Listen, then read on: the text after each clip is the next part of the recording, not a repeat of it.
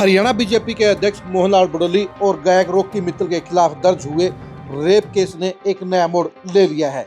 इस मामले में अब रॉकी मित्तल ने बीजेपी के बड़े नेताओं को साफ चेतावनी दे दी है कि अगर उनके साथ पंगा लिया गया तो वो ऐसे सबूत उजागर कर देंगे जिसके चलते बीजेपी के बड़े बड़े चेहरे मुंह दिखाने के लायक नहीं रहेंगे। आखिर रॉकी मित्तल क्यों भड़क गए हैं और रॉकी मित्तल के दांव में कितना दम है और इस केस का मोहनलाल बड़ौली पर क्या असर पड़ रहा है और इस मामले में शिकायतकर्ता महिला किन तेवरों के साथ मैदान में उतरी है, ये जानने के लिए आज की इस खरी खरी खबर को आप गौर से देखिए।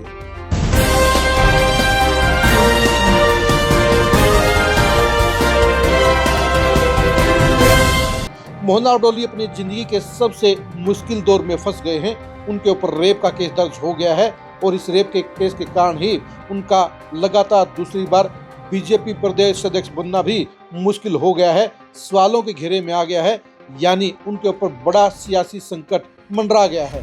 बीजेपी दिल्ली चुनाव तक इस मामले को ठंडा रखना चाहती है और बड़ौली को इसलिए दिल्ली के चुनाव में कोई जिम्मेदारी भी नहीं देगी ताकि बड़ौली को लेकर विपक्षी दल हमलावर न हो सके।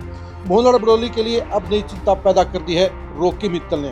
रॉकी मित्तल ने एक बयान में साफ तौर पर कह दिया है कि ये रेप का ये केस एक बड़ा स्कैंडल है और इसकी जांच सीबीआई या और बड़ी एजेंसी से होनी चाहिए।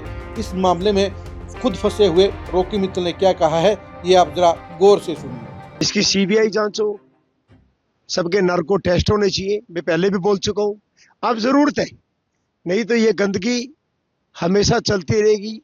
ये वक्त है जब मामला उठ गया तो उस गंदगी को दूर किया जाना चाहिए। मेरे तो खुद बीजेपी से बहुत दिनों से अच्छे संबंध नहीं है, ये पूरे देश को पता है। प्लीज अपनी लड़ाई खुद लड़ो, मुझे बदनाम न करो। यदि उच्च स्तरीय जांच हुई, जो रिकॉर्डिंग, जो मेरे पास सबूत है, यदि मार्केट में आए तो कई मुंह दिखाने के काबिल नहीं बचेंगे। आपने सुना होगा कि रॉकी मित्तल साफ तौर पर कह रहे हैं कि बीजेपी वालों को सचेत रहना चाहिए। उनके पास ऑडियो के बड़े बड़े सबूत हैं और अगर उन्होंने ये सबूत उजागर कर दिए तो फिर बीजेपी के कई बड़े चेहरे मुंह दिखाने के लायक नहीं रहेंगे। दरअसल इस मामले में फंसने पर रॉकी मित्तल लगातार एग्रेसिव हैं। वो साफ तौर पर कह रहे हैं कि ये मामला साजिश का एक स्कैंडल है और इसकी क्लियर जांच होनी चाहिए, बड़ी एजेंसी से जांच होनी चाहिए ताकि ये मामला आगे भी औरों के लिए खतरा न बने। उनको ये लगता है कि इस मामले को उठाकर जहां उनकी इमेज को खराब करने का प्रयास किया गया है, वहीं बीजेपी के कुछ नेता भी इस मामले में बिना वजह तुल दे रहे हैं। इसलिए रॉकी मित्तल चाहते हैं कि इस मामले की पूरी तरह से निष्पक्ष जांच होनी चाहिए ताकि इस मामले के साजिशकर्ताओं का पर्दाफाश हो सके। रॉकी मित्तल के साथ साथ इस मामले में मोहनलाल बड़ौली भी जल्दी से फैसला चाहते हैं, जल्दी से क्लीन चिट चाहते हैं और पर्दे के पीछे वो इस मामले में शिकायतकर्ता महिला के साथ सेटिंग की कोशिश भी कर रहे हैं। सोनीपत में इस बात की बड़ी चर्चा चल रही है कि एक ज्वेलर्स और एक पत्रकार के जरिए वो इस मामले में सेटिंग करना चाहते हैं, इस मामले को शांत करना चाहते हैं, लेकिन इस मामले में आरोप लगाने वाली महिला अब खुद वीडियो के जरिए सामने आ गई है। उसने साफ तौर पर इमोशनल ढंग से इस मामले में उनकी जिंदगी खराब करने के आरोप लगाए हैं। दोनों नेताओं के कैरेक्टर को बेहद खराब बताया है। इस महिला ने यह भी कहा है कि उसकी जिंदगी खराब की गई है। आप खुद ही सुनिए कि इस महिला ने अपनी वीडियो क्लिप में क्या कहा है। जो मेरे साथ, मैं उसको सोच के भी मेरा मरने का मन करता है। मेरे साथ जो बीती है, बट मैं ऐसा नहीं कर सकती। मेरे साथ बहुत गलत हुआ। मेरे साथ दो लोगों ने 3 जुलाई 2023 की रात को खसौली में, मुझे पता है उन्होंने मेरे साथ कितना गलत किया। उन पे हैवानियत सवार थी। मेरे साथ बहुत उन्होंने अपनी एज का भी ख्याल नहीं किया। मैं बहुत, मेरे साथ बहुत गलत किया।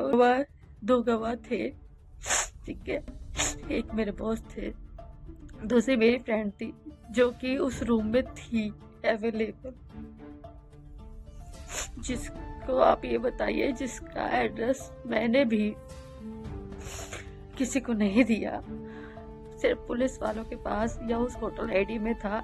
अगर वो लोग उसका एड्रेस निकलवा के किसी भी तरह से, मुझे नहीं पता होटल से निकाला या कहाँ से निकाला पूनम का एड्रेस, और उसको भी मजबूर किया झूठे बयान के लिए। राशियों, महिला आयोग और मेरी पुलिस, जो हमारी भारत सरकार की पुलिस है, मुझे आप लोगों से एक विनती है, कृपया करके मेरा एड्रेस या मेरा पता किसी को लिख कीजिए, किसी को ना दीजिएगा। विनती है आप लोगों से, मेरी जान को खतरा है। आने वाले टाइम में एक प्रेस कॉन्फ्रेंस भी करूंगी जिसमें मैं सारे सबूतों के साथ उनके खिलाफ सामने। आपने सुन लिया होगा कि पीड़ित महिला यानी कि आरोप लगाने वाली महिला साफ तौर पर कह रही है कि मोहना बड़ोली और रॉकी मित्तल ने उसकी जिंदगी खराब करने का काम किया है। इन दोनों को कड़ी से कड़ी सजा मिलनी चाहिए। उनके कारण वो दहशत के दौर में जी रही है, उसकी जान को भी खतरा है। जाहिर सी बात है, इस मामले में कई तरह के पेच हैं, क्योंकि 1.5 साल तक शिकायतकर्ता महिला ने अपना मुंह नहीं खोला। इसके अलावा अभी तक इस महिला ने अपना मेडिकल भी नहीं कराया है। वो सिर्फ पर्दे के पीछे रहकर ही सारे मामले को अंजाम दे रही हैं। इस महिला ने यह भी कहा कि उनकी फ्रेंड ने प्रेशर के चलते ही अपने बयान बदले हैं, इस मामले को दूसरा मोड़ देने का काम किया है। अगर ऐसा ही चलता रहा तो उनके लिए भी दिक्कतें बढ़ सकती हैं, उनकी जान के ऊपर भी खतरा मंडरा सकता है। जाहिर सी बात है, इस मामले को कई एंगल से देखा जाना चाहिए, क्योंकि काफ़ी पहले भी ऐसे मामलों में झूठी साजिश चक्कर नेताओं के करियर को खराब करने का प्रयास किया गया है। इसके साथ साथ ये भी सच्चाई है कि नेता भी ऐसे स्कैंडलों में फंसे हैं, और जहां तक 1.5 साल तक इस मामले में कोई कार्रवाई नहीं होने की बात है, वो इस साफ तौर पर इस बात की इशारा कर रही है कि इस मामले में ना तो मोहना बड़ोली और रॉकी मित्तल ही पाक साफ हैं, और न ही आरोप लगाने वाली महिला 100% सही है, क्योंकि 1.5 साल तक अपना मुंह बंद रखना और अब तक मेडिकल ना कराना इस बात की तरफ इशारा कर रहा है कि इस मामले में कहीं न कहीं बड़ा घालमेल चल रहा है, और कहीं न कहीं इस मामले में रॉकी मित्तल और बड़ोली के खिलाफ एक सियासी साजिश भी हो सकती है। ऐसे में पुलिस के लिए भी इस बात का चैलेंज बढ़ गया है कि इन आरोपों को लेकर वो सबूत कहां से लेकर आए। सबसे बड़ी गवाह के तौर पर नामित की गई महिला इस मामले में साफ तौर पर कह चुकी है कि ये झूठा मामला है, उनकी मौजूदगी में ऐसा कुछ नहीं हुआ था, उसने शराब भी नहीं पी थी, और बड़ोली और रॉकी मित्तल ने ऐसा कुछ नहीं किया था। यानी शिकायतकर्ता महिला के आरोपों को उसकी ही सहेली ने साफ तौर पर नकार दिया है। लेकिन मामला बेहद गंभीर है, और इस मामले की वजह से ही मोहना बड़ोली के दूसरी बार प्रदेश अध्यक्ष बनने के ऊपर तलवार लटकी है। इस केस के कारण ही हरियाणा बीजेपी के अध्यक्ष का फैसला यानी चुनाव भी आगे टाल दिया गया है।